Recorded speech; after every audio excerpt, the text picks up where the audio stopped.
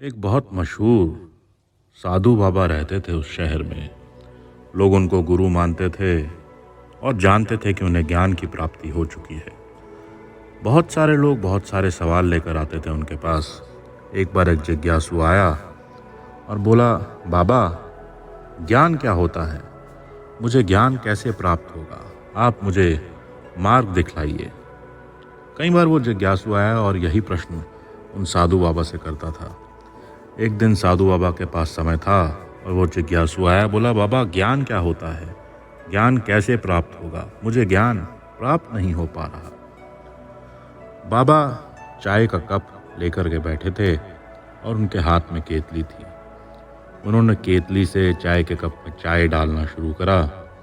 चाय का कप पूरा भर गया, पर बाबा फिर भी चाय डालते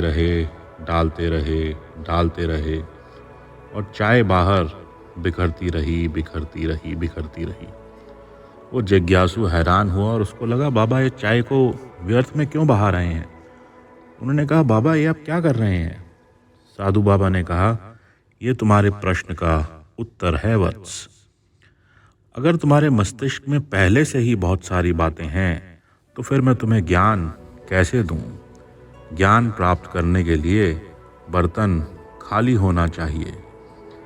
जी हाँ दोस्तों, इसी तरह से हमारा दिमाग दुनिया भर के ख्यालों से, विचारों से, प्री कंसीव नोशन से, जजमेंट से, बायसेस से भरा रहता है और नए ज्ञान को प्राप्त करने के लिए जगह ही नहीं होती उसके अंदर। हम पहले से ही फैसला कर लेते हैं कि ये चीज़ ऐसे है तो ऐसे होगी, इसका कारण ऐसे है तो ऐसे होगा।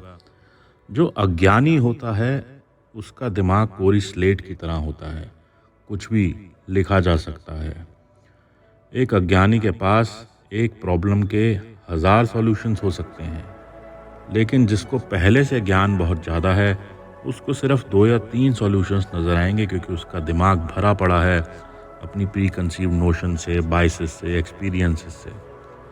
जी हाँ दोस्तों, अगर हम अपने दिमाग की स्लेट साफ रखें, दिमाग का बर्तन खाली रखें और आतुर रहें नई चीज़ों को सीखने और समझने के लिए, तभी हमें ज्ञान की प्राप्ति होगी।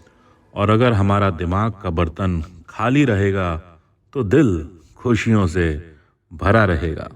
उम्मीद है आपको एक छोटी सी कहानी पसंद आई होगी। ऐसी ही और कहानियाँ सुनने के लिए लाइक, शेयर और सब्सक्राइब ज़रूर करें हमारा चैनल सुनो कहानी। खुश रहें और अपना बहुत सारा ध्यान रखें दोस्तों। फिर मिलेंगे।